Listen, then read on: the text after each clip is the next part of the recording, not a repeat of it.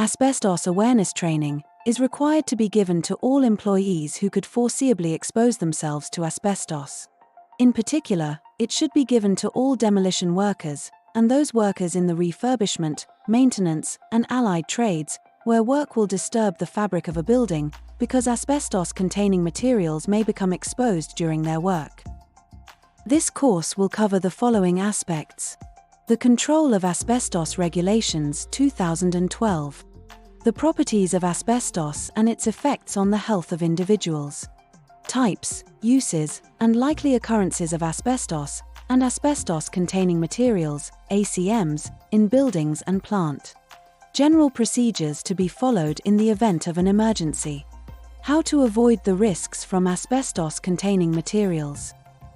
As an individual working in an industry where asbestos may be present, this course aims to provide an awareness and develop essential knowledge among employees.